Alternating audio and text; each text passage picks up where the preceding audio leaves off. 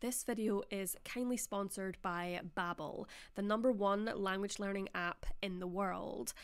Babbel is the best app in the market right now, providing award-winning courses in Spanish, French, German, Italian, and many more. For me personally, I have a goal of becoming fluent in Spanish, as well as hopefully one day travelling to Spanish-speaking countries, and have been using Babbel on a daily basis, learning through listening, reading, writing, and speaking activities. I'm also studying Italian, Danish, and Norwegian on the app. What I love about Babbel is that, unlike other language learning apps, the courses have been created by genuine speakers of the languages and don't run via an algorithm or computer-generated material. And furthermore, the course content prepares a learner for real-life situations. There are also no adverts, which is an enormous bonus, and it has been proven by university studies that just 15 hours of learning on Babbel is the equivalent of studying a full semester of college.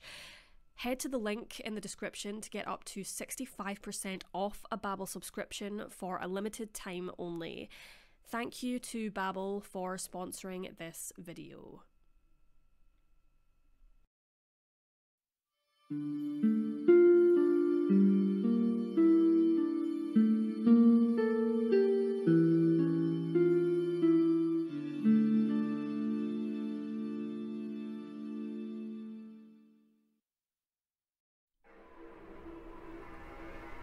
It was January 2015 when Noela Rukundo received devastating news that her stepmother had passed away. By this point in her life, Noela was living in Melbourne, Australia, and had been there for a decade, but the funeral was to take place in her home country of Burundi in East Central Africa. On the 21st of January, she flew over 7,500 miles to the capital of Burundi to say a final farewell to her stepmother. Following the service on the 17th of February, in the evening, an emotionally drained Noela returned to the hotel room where she had been staying. Her phone rang, and the caller was her husband, Balenga Kalala, who had remained at home with their 3 children in Melbourne. On the call, which began at approximately 8 p.m, Balenga stated that he had tried to call Noela several times, and she replied that she was tired and going to go to sleep.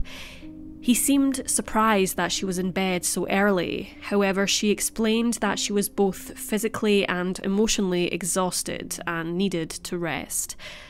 Balenga suggested that Noela should step outside for a breath of fresh air. Once the call concluded, she took her husband's advice and exited the hotel. Mere moments after departing, as she opened a gate, a man suddenly approached her, pointing a gun in her direction. He threatened her and motioned her towards a car. With no choice, Noela climbed into the vehicle, sitting in the middle back seat with a man either side of her holding weapons. Noela had a scarf tied around her face and urged the driver to go. They drove for what Noela thought was between 30 to 40 minutes before she was shoved from the vehicle, taken to an undisclosed location and tied up in a chair. One of her kidnappers spoke to his associates in Swahili, stating that they needed to, quote, call the boss and confirm that they had captured their intended target. They said, "What did you do to this man? Why has this man asked us to kill you?" Noela sat in a state of utter confusion and fear. "Which man?" she replied, "because I don't have a problem with anybody." "Your husband," they told her, with Noela responding, "My husband can't kill me. You are lying." One of her captors began dialing a number, and Noela's heart thumped in her chest as her fate lay in the balance. The man purposely put the call on loudspeaker. "We already have her," the man said.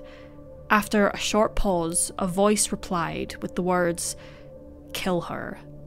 These 2 words were enough for Noela to realise the identity of the caller, sending chills down her spine. It was the voice of her own husband, Balenga Kalala.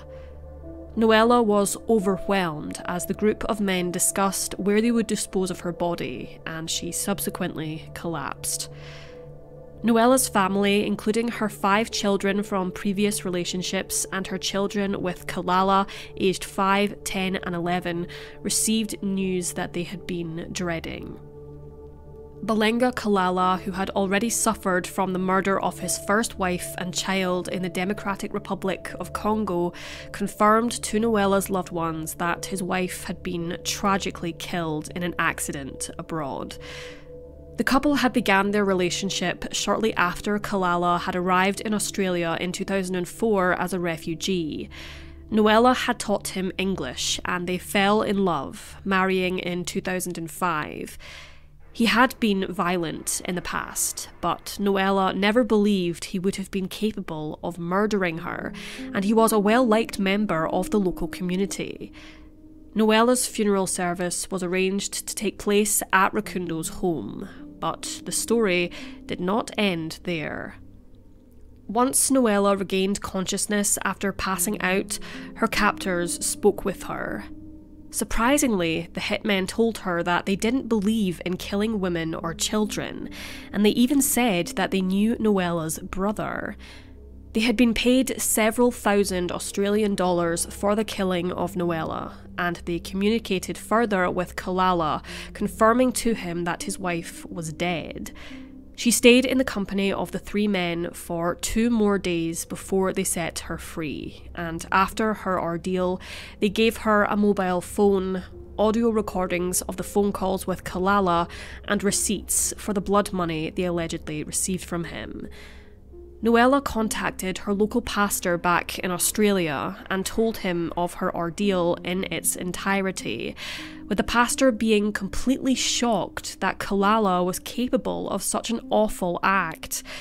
She requested to keep the truth under wraps from Kalala and not tell anyone that she was alive. The Belgian and Kenyan embassies helped her return to Australia, and soon enough, on the 22nd of February, she was waiting in a car parked outside of her home, witnessing mourners departing from her own wake. Her eyes fixed on Kalala as he left the service, and she did not hesitate to get out of her car and approach him. Frozen by the sight of his wife, Kalala put his hands on his head in shock and said, "Is it my eyes? Is it a ghost?" Noela replied, "Surprise, I'm still alive. You are a wicked man. Why did you want me to be killed? What about your small children? Who was going to look after them?" She stated to the media that, "I felt like somebody who has risen again." It would come to light that Kalala had a strong feeling that Noela was having an affair, and as a result, wanted her dead. His suspicions were found to have no solid foundation. Initially, he denied any wrongdoing, but later confessed on a phone call to Noela and the police, where he also begged for forgiveness. Kalala cried and blamed the devil for his actions. He was sentenced to 9 years in prison after pleading guilty to incitement to murder, although he will be eligible for parole after 6 years. Noela commented, "He's a human being. From my heart, I forgive him. Let God judge him." On her experience, Noela Rukundo stated, "I will stand up like a strong woman. My situation, my past life, that is gone. I'm starting a new life now."